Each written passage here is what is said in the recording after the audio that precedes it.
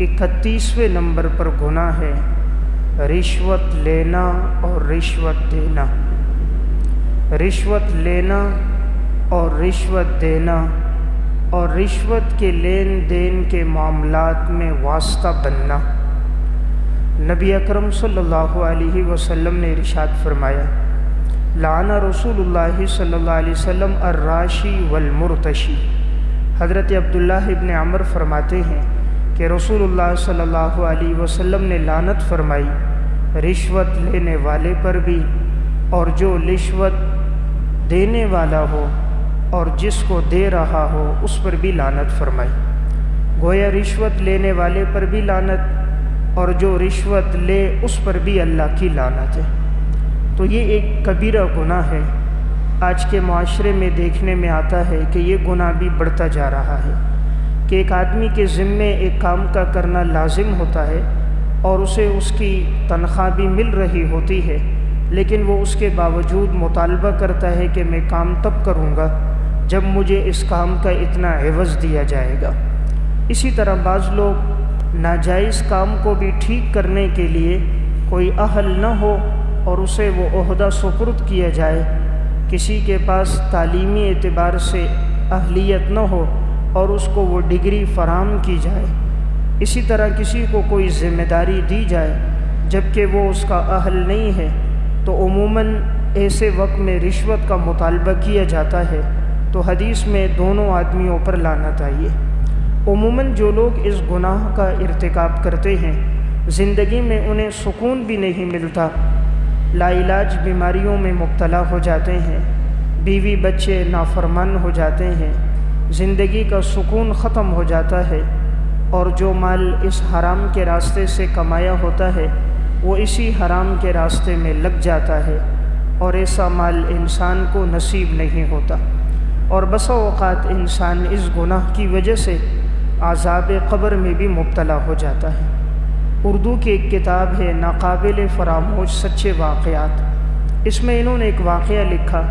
ایک شخص صوم و صلات کا پابند تھا، نیک آدمی تھا، بچیوں کے رشتے بھی کرواتا تھا، لوگوں کے ساتھ تعاون بھی کرتا تھا، لیکن اس آدمی کی زندگی میں رشوت کا گناہ تھا۔ یہ جو معاملہ کرتا رشوت کے ساتھ کرتا، کسی سے کوئی لین دین ہوتی جب تک رشوت نہ لے تو یہ اس کام کو کرتا نہیں تھا۔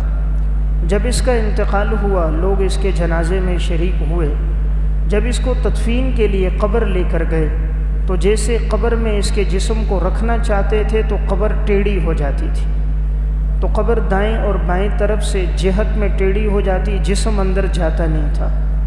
تو انہوں نے سوچا کہ شاید زمین کے اندر کوئی فرق ہو، دوسری جگہ قبر کھودتے ہیں۔ دوسری جگہ قبر کھودی، جب دفنانے لگے تو قبر پھر ٹیڑھی ہو گئی، جسم اندر نہیں جاتا تھا۔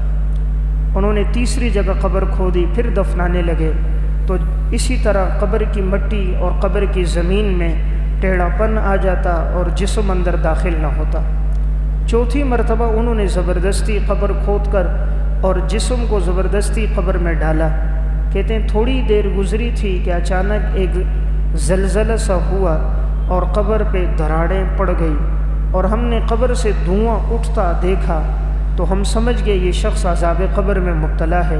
سارے لوگ فوراً قبرستان سے بھاگتے ہوئے نکل گئے، کہیں اس عذاب کی لپیٹ میں ہم نہ آ جائیں۔ تو بسا اوقات اللہ رب العزت دنیا میں ایسے واقعات رونما اس لیے کرتے ہیں تاکہ انسان اس قسم کے گناہوں سے اپنے آپ کو بچائے۔ یہ گناہ متعدی ہے جو سارے معاشرے کو اپنی لپیٹ میں لے لیتا ہے۔ باصلاحیت لوگوں کی صلاحیتیں پیچھے رہ جاتی ہیں، نااہل لوگ دولت اور پیسے کی وجہ سے آگے بڑھ جاتے ہیں۔ قاتل، ڈکیت، چور، لٹیرے، فسادی لوگ پیسہ اور رشوت دے کر ان کی جان چھوٹ جاتی ہے، ناحق لوگوں پر الزام لگا کر انہیں پابند سلاسل کر دیا جاتا ہے، تو پیچھے جو بات بنتی ہے وہ رشوت ہے۔ بسا اوقات اللہ تعالیٰ اس مال سے جس انسان نے جو کمایا ہوتا ہے وہ دنیا میں ہی اللہ اس کو عذاب دے کر سب کچھ لے لیتا ہے۔ اردو کی ایک کتاب ہے مکافات عمل، ڈاکٹر عبدالغنی فاروق نے موجودہ دور کے واقعات اس میں جمع کیے، مختلف علاقوں میں گھومے پھرے اور لوگوں سے اس قسم کے واقعات جو انہیں ملے انہوں نے جمع کیے۔ اس میں انہوں نے ایک واقعہ لکھا کہ ایک شخص تھا، ساری زندگی رشوت میں گزر گئی، جو معاملہ کرتا رشوت لیتا، سرکاری عہدے پر تھا، رشوت کے بغیر وہ کام نہیں کرتا تھا۔ اس شخص کے 2 بیٹے اور 2 بیٹیاں تھیں۔ ایک دفعہ اس کے بچوں نے اس سے کہا کہ ہم تفریح کے لیے جاتے، تو یہ اپنے بچوں کو لے کر گیا نہر کے کنارے۔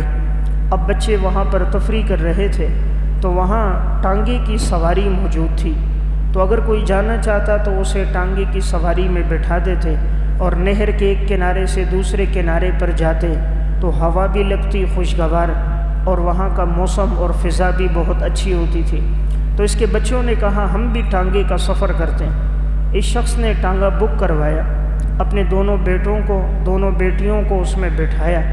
اب وہ بچے سفر کر رہے تھے، اچانک ہی جو گھوڑا آگے تھا ٹانگے میں وہ بدک گیا، اور بدکنے کے بعد اس نے نہر میں چھلانگ لگا دی۔ اس کے دونوں بچے اور دونوں بچیاں پانی میں ڈوب گئے، اور ایک ہی دن میں 4 کا انتقال ہو گیا۔ 4 بچوں کا ایک دن میں انتقال ہو گیا، دونوں بیٹے بھی دونوں بیٹیاں بھی۔ تو پھر اس کی حالت ایسی تھی کہ یہ غم کو برداشت نہیں کر سکتا تھا، ہر جگہ جاتا، چیختا چلاتا، روتا، یہاں تک کہ ذہنی امراض میں مبتلا ہو گیا، دماغی بیماریوں میں مبتلا ہو گیا، نفسیات کا مریض بن گیا۔ تو جو پیسہ اس نے اولاد کے لیے حرام کے راستے سے جمع کیا تھا، مال بھی نصیب نہ ہوا، اولاد بھی دنیا سے چلی گئی۔ اس لیے میں عرض کر رہا تھا، حرام کا جو مال ہوتا ہے یہ انسان کو نفع نہیں دیتا، وقتی طور پر زیادہ تو ہوتا ہے، لیکن کوئی ایک حادثہ آتا ہے جو سارے مال کو لے کر چلا جاتا ہے، پھر انسان کے پاس باقی کچھ بھی نہیں بچتا۔ اسی مکافات عمل میں انہوں نے واقعہ لکھا، ایک ٹھیکیدار تھا، اس کی زندگی میں رشوت کا گناہ تھا، اور بڑا ہی متکبر اور مغرور آدمی تھا، جس سے جو معاملہ کرتا رشوت لیتا، اور اس کے بڑے تعلقات تھے، رشوت کے ذریعے وہ کام کرواتا تھا۔ ایک دفعہ ایسا ہوا کہ یہ اپنے گھر کے سامنے صحن میں بیٹھا ہوا تھا، تو اچانک کہیں سے کوئی مچھر آیا، اس کے پاؤں پہ کاٹا۔ کاٹنے کے بعد وہ زہریلا مچھر تھا، تو اس کے جسم پہ خارش شروع ہو گئی۔ یہ گیا علاج کروایا، کوئی افاقہ نہ ہوا، سارے جسم پہ دانے نکل آئے۔ پھر وہ دانے بگڑتے گئے اور جسم سے پیپ نکلنا شروع ہو گئی، یہاں تک کہ اسی بیماری میں چند مہینے رہا کہ جسم سے پیپ اور خون بہتا اور جسم پھول گیا تھا۔ اللہ نے اس کے تکبر کو، اس کے غرور کو ایک مچھر کے ذریعے سے ختم کر دیا، اور اس کے رشوت کے گناہ کی وجہ سے لا علاج بیماریوں میں مبتلا کر دیا۔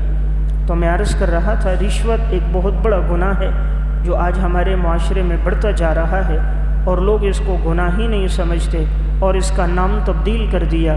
آج رشوت کو چائے پانی کہتے ہیں، تو کسی کا نام بدلنے سے وہ گناہ حلال نہیں ہوتا۔ اگر کوئی شراب کا نام دودھ رکھ دے، کوئی خنزیر کا نام بکرا اور بکری رکھ دے، تو وہ حلال نہیں ہوگا۔ شریعت نے جس کو حرام کیا ہے وہ حرام ہی ہے، ہمیں چاہے اس میں بڑی حکمتیں، فائدے نظر آئیں، حقیقت میں اللہ کی نافرمانی کر کے کوئی فائدہ نہیں ہوتا۔ اس لیے اللہ کو ناراض کر کے کوئی سکون نہیں پاتا، اطمینان اسے نصیب نہیں ہوتا۔ اسی کتاب میں مکافات عمل میں انہوں نے ایک واقعہ لکھا، ایک پولیس انسپکٹر تھا، ساری زندگی رشوت میں اس کی گزر گئی۔ عموماً اس عہدے پر جو لوگ ہوتے ہیں، بہت کم ایسے ہوتے ہیں جو رشوت کے گناہ سے بچتے ہیں، ورنہ اکثر پولیس کے محکمے میں ان سرکاری عہدوں پر رشوت کے گناہ میں یہ بہت مبتلا ہوتے۔ یہ بغیر پیسے کے کوئی کام نہیں کرتے، ان کے سامنے اسلام، مسلمانیت، کسی کا غمزدہ ہونا، تکلیف میں مبتلا ہونا، کسی کا بیوہ ہونا، یتیم ہونا کوئی حیثیت نہیں رکھتا، ان کے سامنے حیثیت صرف پیسے کی ہوتی ہے۔ پھر اللہ بھی سزا کیسے دیتا ہے؟ اس کتاب میں انہوں نے واقعہ لکھا، ایک پولیس انسپکٹر تھا، ساری زندگی رشوت لیتا رہا، رشوت کے ذریعے اس نے بہت سی دولت اور پیسہ جمع کر دیا۔ اس کے 4 بیٹے تھے، 2 بیٹیاں تھیں، سب بچے جوان ہو گئے، بیٹیوں کی اس کی شادیاں ہو گئی۔ اب جو مال حرام کے راستے سے آیا اور اس حرام مال سے اس کی اولاد کی پرورش ہوئی تھی، تو اس لیے اولاد کے اندر بھی وہی نحوست والا گناہ موجود تھا۔ تو جو اس کا بڑا بیٹا تھا، اس کا اپنے بنوئی کے ساتھ اختلاف ہو گیا، تو وہ اپنے بینوئی کو مارنے کے لیے پستول لے کر گیا۔ اس پر جیسے ہی اس نے حملہ کیا، گولی ماری، تو اس نے اس کے اوپر وار کیا اور اس کے ہاتھ سے پستول لے کر الٹا اس نے اس کو مار دیا۔ بینوئی زخمی تو ہوا لیکن مرا نہیں، لیکن اس نے اس کے ہاتھ سے اسلحہ لے کر اس کو موقع پر قتل کر دیا۔ تو اس پولیس انسپکٹر کا بڑا بیٹا تو یوں حادثے میں مر گیا۔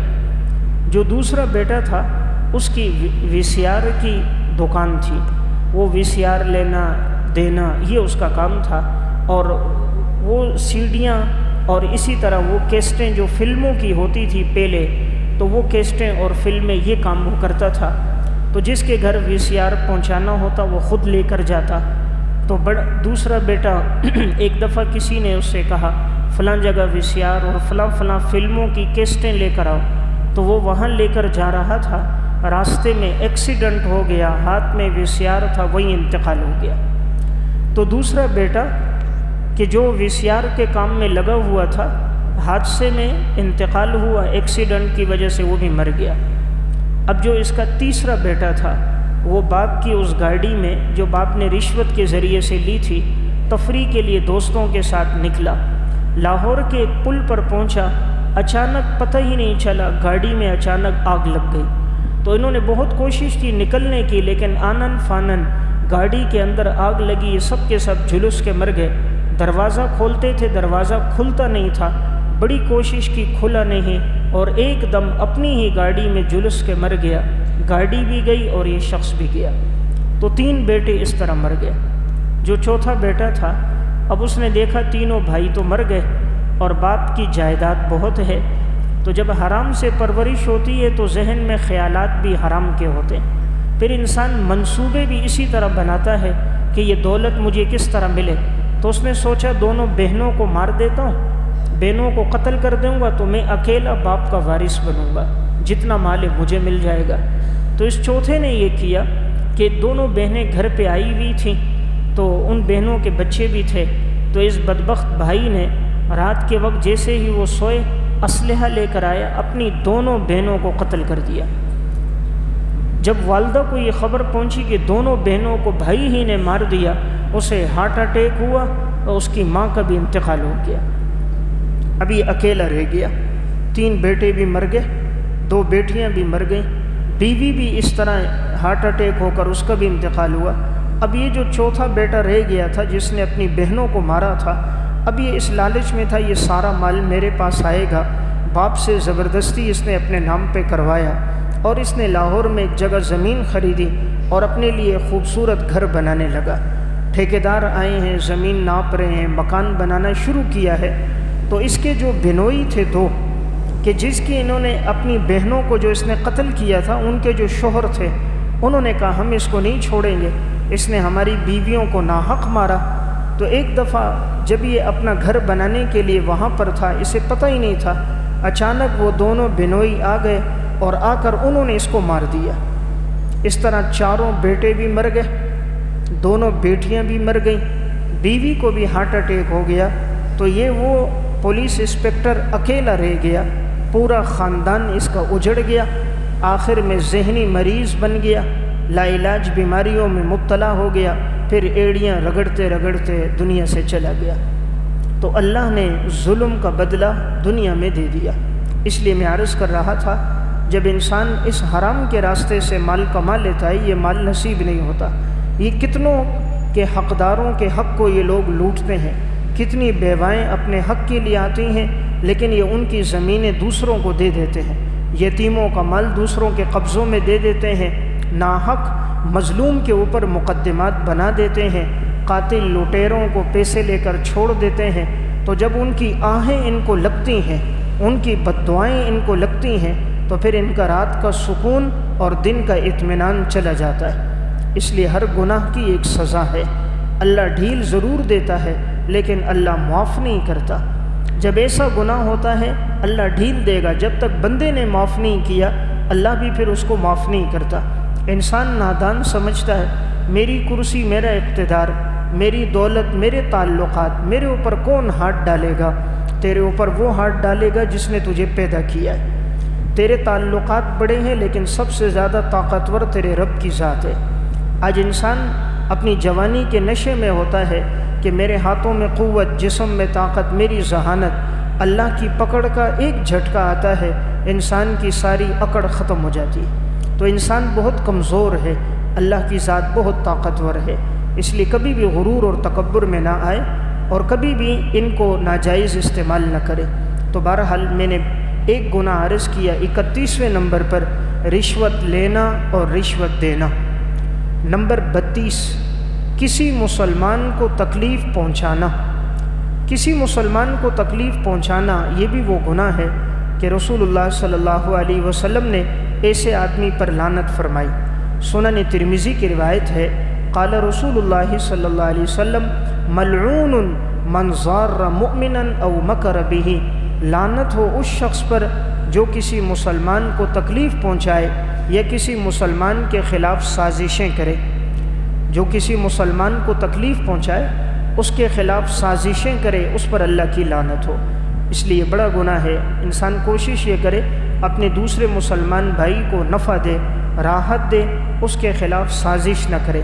عموماً جو دوسروں کو نقصان پہنچاتے ہیں، تکلیف دیتے ہیں، بلا وجہ ناحق مارتے ہیں، ناحق ان پہ الزام تراشی کرتے ہیں، ایسے لوگ وقتی طور پر تو سمجھتے ہیں کہ ہمیں کوئی نقصان نہیں ہے، لیکن مستقبل ان کا تاریک ہو جاتا ہے، مستقبل میں ان کو کوئی فائدہ محسوس نہیں ہوتا، وہی اولادیں نافرمان ہو جاتی ہیں، وہی تعلقات ختم ہو جاتے ہیں، جن کو نقصان پہنچایا تھا ان کی بد دعائیں اور آہیں لگ جاتی ہیں، اور انسان ہمیشہ کے لیے معذور ہو کر، ہمیشہ کے لیے ایسی بیماریوں میں مبتلا ہو کر دوسروں کے لیے عبرت کا نشان بن جاتا ہے۔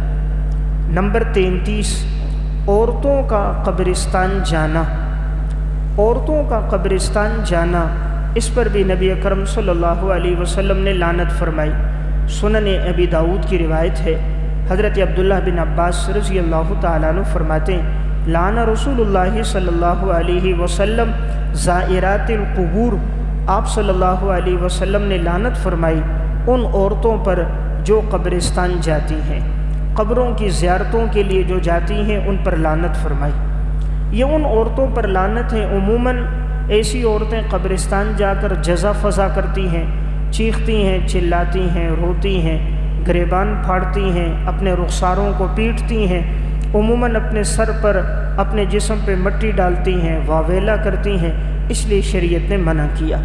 لیکن اگر کوئی عورت قبرستان جاتی ہے اور وہاں کوئی فتنے کا اندیشہ نہ ہو، عموماً قبرستان میں خاص طور پہ آج کے دور میں فتنوں کا بڑا اندیشہ ہوتا ہے، ایسی جگہوں پر وہ لوگ موجود ہوتے ہیں جن کا دین سے بھی کوئی تعلق نہیں ہوتا، ہیرون کے نشے میں، چرس کے نشے میں، دیگر نشوں میں مبتلا لوگ عموماً ایسی جگہوں پر موجود ہوتے ہیں۔ تو اس طرح عورتوں کا جانا ان کو اپنے آپ کو فتنے میں بھی ڈالنا ہوتا ہے، اور بسا اوقات وہاں جانے سے ان کی عزت پر بھی داغ آ جاتا ہے، اور بسا اوقات وہ اپنی عزت کا سودا بھی کر بیٹھتی ہیں، اس لیے شریعت نے منع کیا۔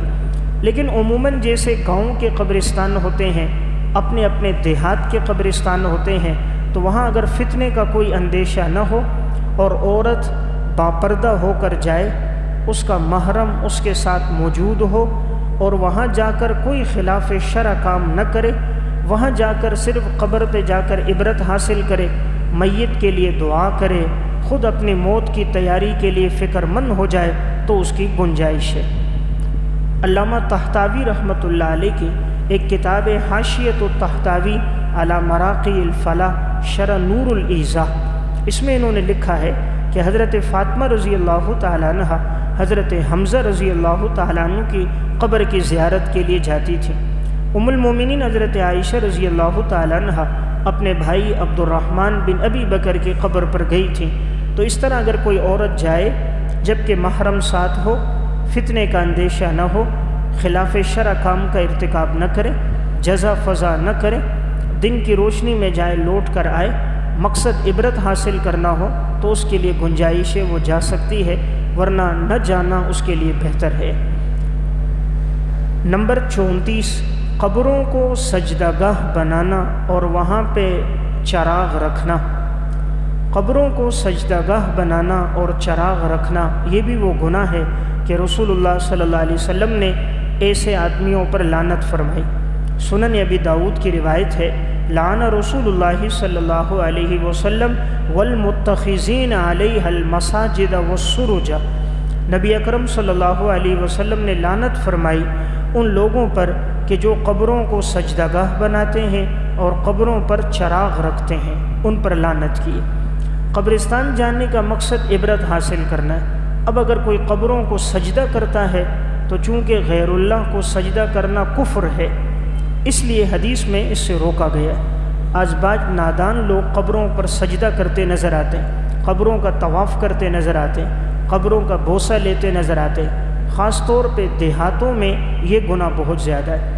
گزشتہ سال سندھ کے بعض علاقوں میں بیانات کے لیے جانا ہوا تو وہاں کے جب مزاروں پر قبرستان کے بارے میں پتہ چلا، بعض جگہ گئے تو دیکھا کہ معاذ اللہ کیا مرد کیا عورتیں سب قبروں کو سجدہ کر رہے ہیں۔ ساتھ مسجد موجود ہے، وہاں کوئی عبادت کے ٹائم نہیں ہے، 2 سے 3 آدمی موجود ہیں اور مزار کے پر سینکڑوں کا رش موجود ہے۔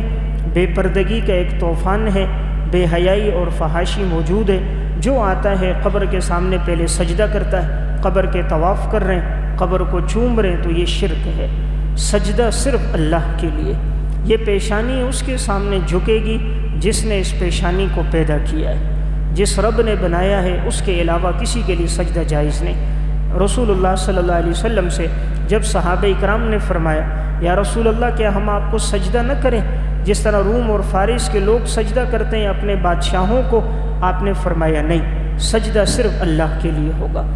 آپ نے فرمایا کہ اگر کسی کو سجدے کی اجازت ہوتی، لو کنت آمر احدا ان یسجد لاحد لامرت المرأة ان تسجد لزوجها، اگر جائز ہوتا کسی کا کسی کو سجدہ کرنا، میں بیوی کو حکم دیتا کہ اپنے شوہر کو سجدہ کرے۔ شوہر کے اتنے حقوق ہیں لیکن شریعت میں سجدہ کسی کے لیے جائز نہیں۔ اس لیے اگر کوئی سجدہ کرتا ہے غیر اللہ کو عبادت کی نیت سے، ایسا آدمی کافر ہو جاتا ہے۔ تو بہرحال اس سے منع کیا گیا قبروں کو سجدہ گاہ بنانے سے۔ آپ صلی اللہ علیہ وسلم نے لعنت فرمائی، لعن اللہ الیہود والنصارى اتخذوا قبور انبیائہم مساجدا، اللہ کی لعنت و یہودیوں پر، عیسائیوں پر، انہوں نے نبیوں کی قبروں کو سجدہ گاہ بنا دیا۔ آپ صلی اللہ علیہ وسلم نے اللہ سے دعا کی تھی کہ یا اللہ میری قبر کو سجدہ گاہ کوئی نہ بنائے۔ اللہ نے حضور کی دعا قبول فرمائی ہے، الحمدللہ۔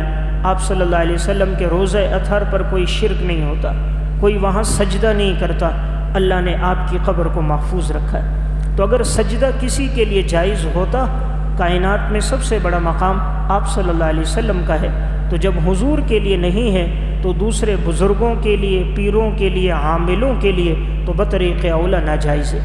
اسی طرح قبروں پہ چراغ لگانا، اس کی بھی ممانعت اس لیے ہے، چراغ میں آگ ہوتی ہے تو گویا اس کا مقصد ہے کہ اوپر آگ ہے تو نیچے قبر میں بھی آگ ہو، حالانکہ مقصد ہے کہ مردے کو فائدہ حاصل ہو، اللہ اس کی قبر کو جنت کا باغ بنائے، اس کے لیے ٹھنڈک کا ذریعہ بنائے، تو انسان وہاں جا کر فاتحہ پڑھے، دعا کرے۔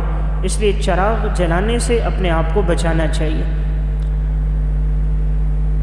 نمبر 35، چوری کرنا۔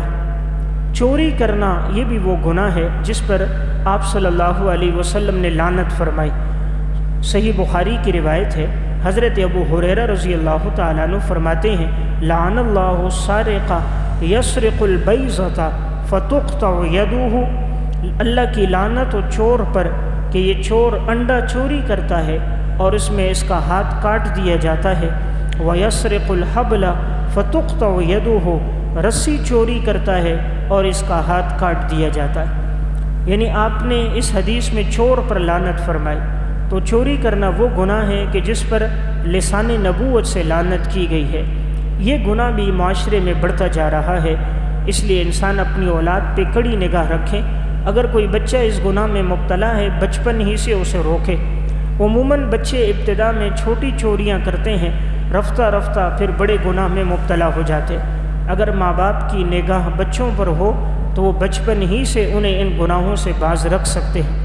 بچہ جب پہلے دن چوری کر کے لایا، ماں کے سامنے رکھا، ماں نے کچھ نہ کہا، دوسرے دن، تیسرے دن، ایک وقت آتا ہے پھر وہ بڑی ڈکیتیوں میں اور قتل و غارت گری میں، فساد میں مبتلا ہو جاتا ہے۔ تو چوری کا وہ گناہ ہے کہ شریعت نے ایسے آدمی پر حد جاری کرنے کا حکم دیا کہ چوری کرنے والا مرد ہو یا عورت ہو، اس کا دایاں ہاتھ کاٹ دیا جائے گا۔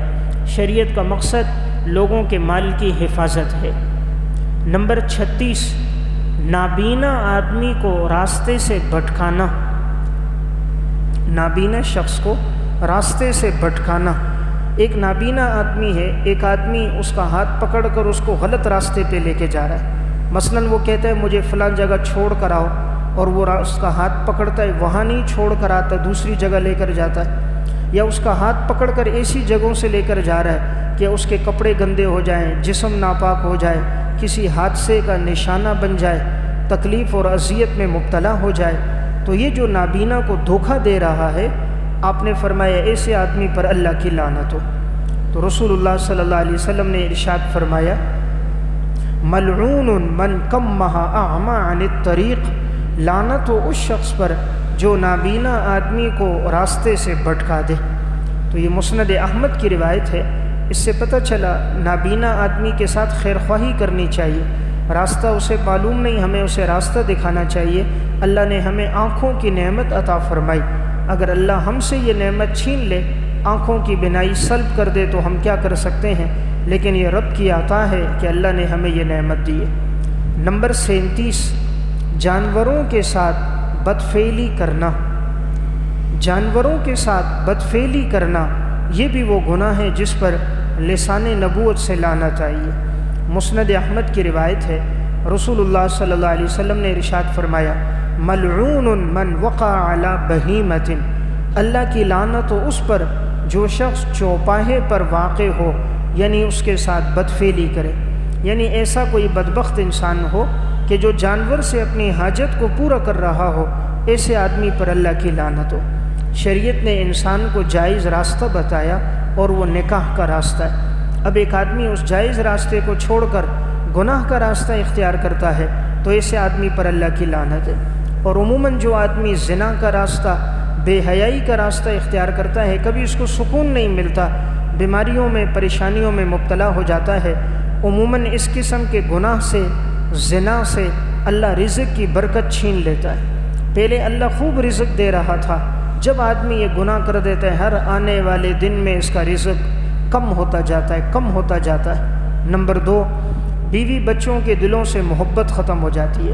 وہی رفیق حیات جو مٹنے کے لیے تیار ہوتی تھی، جب انسان ایسے گناہوں میں پڑ جاتا ہے اس کے دل سے محبت ختم ہو جاتی ہے۔ جن اولاد کے لیے کماتا تھا ان اولاد کے دلوں میں محبت نہیں رہتی، گھر میں آتا ہے سکون نہیں ہوتا، لڑائی جھگڑا، معمولی باتوں میں نزاع ہو جاتا ہے، اطمینان ختم ہو جاتا ہے۔ نمبر 38، بیوی سے پیچھے کے مقام سے ہم بستری کرنا، یعنی غیر فطرتی راستے سے اپنی خواہش کو پورا کرنا، ایسے آدمی پر بھی نبی اکرم صلی اللہ علیہ وسلم نے لعنت فرمائی۔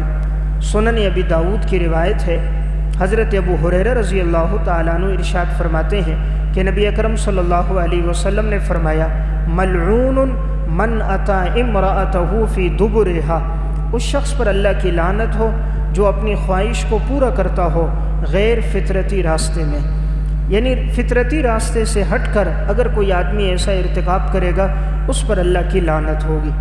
شریعت نے فطرتی راستہ رکھا اور قرآن کریم نے اس کو موضع حرث کہا، یعنی وہ کھیتی کی جگہ ہے، کہ اس کھیتی کی جگہ میں جب انسان بیج ڈالتا ہے اللہ اس کے ذریعے اسے اولاد کی نعمت عطا فرماتا ہے، اور جب انسان موضع فرض گندگی کی جگہ کو اختیار کرتا ہے اس سے بیماریوں پریشانیوں میں بھی مبتلا ہو جاتا ہے، جانبین میں محبت بھی ختم ہو جاتی ہے، اور بعد میں جو اولادیں بھی ہوں تو ایسی اولادیں بھی نافرمان اور بد اخلاق ہوتی ہیں۔ اس لیے شریعت سے ہٹ کر جو کام کیا جائے اس میں کبھی سکون اور اطمینان نہیں رہتا۔ نمبر 39، بلا عذر شوہر کو صحبت سے انکار کرنا، کہ شوہر اپنی بیوی کو بلا رہا ہے اپنی خواہش کے لیے، لیکن اگر بیوی کا کوئی عذر نہیں ہے، جان بوجھ کے قصداً انکار کرتی ہے، تو حدیث میں آتا ہے کہ ایسی عورت پر فرشتوں کی لعنت ہوتی ہے، اللہ کی لعنت ہوتی ہے۔ صحیح بخاری کی روایت ہے، رسول اللہ صلی اللہ علیہ وسلم نے ارشاد فرمایا، اذا دعا الرجل امرأته الى فراشہ، جب کوئی شخص اپنی گھر والی کو اپنے بستر پر بلائے فابت اور وہ انکار کرے فبات غضبان علیہا لعنتها الملائکۃ حتی تصبح، جب یہ رات کو سوئے گی تو اللہ کا اس پر غصہ ہوگا اور فرشتے اس پر لعنت کریں گے صبح تک، فرشتوں کی صبح تک ایسی عورت پر لعنت ہوگی۔ چونکہ نکاح کا مقصد گناہ سے بچنا ہے، نکاح کا مقصد انسان کا اپنے آپ کو ایسے گناہوں سے بچانا ہے جس میں مبتلا ہو کر اس کی ابدی زندگی خراب ہو جائے۔ تو جب یہ حلال کا راستہ موجود ہے اور بیوی کا کوئی عذر نہیں اور وہ منع کرے اپنے شوہر کو، تو اب شوہر جب جائز راستہ نہیں ہوگا، ناجائز راستے کا انتخاب کرے گا، گناہ میں مبتلا ہوگا، تو اس گناہ کا باعث اور سبب یہ بیوی بنی، اس لیے شریعت نے اس پر لعنت کی ہے۔ نمبر 40، حقیقی والد کے علاوہ کسی اور کی طرف نسبت کرنا۔ حقیقی والد کے علاوہ کسی اور کی طرف نسبت کرنا، اس کا مطلب یہ ہے کہ ایک شخص کا والد موجود ہے، اسے معلوم ہے کہ میرا فلاں والد ہے، لیکن وہ اپنی نسبت کسی اور کی طرف کرتا ہے اور لوگوں سے کہتا ہے میرا والد یہ نہیں ہے، فلاں میرا والد ہے۔ اس لیے کرتا ہے کہ مثلاً اس کا والد غریب ہے، تنگ دست ہے، بیچارہ پڑھا لکھا نہیں ہے، دیہاتی ہے، اب یہ کسی مالدار پیسے والے کی طرف، کسی وڈیرے اور چودھری کی طرف نسبت کرتا ہے کہ میں فلاں کا بیٹا ہوں، وہ میرا باپ ہے، تو ایسے شخص پر اللہ کی لعنت ہے۔ یہ جس کے نطفے سے پیدا ہوا اس کا انکار کر کے غیر کی طرف نسبت کر رہا ہے، گناہ کا ارتکاب کر رہا ہے۔ گویا اس کا مطلب یہ ہے کہ معاذ اللہ اس کی والدہ سے فلاں کا تعلق تھا، یہ اس سے پیدا ہوا، تو یہ گویا اپنی والدہ کو بھی گناہ گار کر رہا ہے، اس کی طرف بھی گناہ کی نسبت کر رہا ہے۔ تو حدیث میں آتا ہے نبی اکرم صلی اللہ علیہ وسلم نے فرمایا من ادعا الی غیر ابیہ، جو شخص اپنی نسبت کرے غیر والد کی طرف، او انتما الی غیر موالیہ، یا جو غلام اپنے غیر آقاؤں کی طرف اپنی نسبت کرے، فعلیہ لعنت اللہ المتتابعۃ الی یوم القیامہ، ان پر مسلسل قیامت تک اللہ کی لعنت ہوگی، قیامت تک مسلسل ان پر اللہ کی لعنت ہوگی۔ اس لیے انسان کا جو والد ہے اسی کی طرف نسبت کرنی چاہیے، جو کچھ بھی ہے وہ آپ کا والد ہے، جیسا بھی ہے اس کی وجہ سے آپ دنیا میں آئے، وہ آپ کا ظاہری سبب بنا، وہ ان پڑھ تھا لیکن آپ کو اس نے تعلیم دے دی، وہ دیہات میں تھا آپ کو شہری زندگی سکھاتی، وہ بظاہر آدابی زندگی سے اتنا واقف نہیں لیکن آپ کو سکھایا، یہ اس کا آپ پر بہت بڑا احسان ہے۔ بجائے احسان ماننے کے آدمی اپنی نسبت غیر کی طرف کرے تو ایسے شخص پر فرشتوں کی اور اللہ کی لعنت ہوتی ہے۔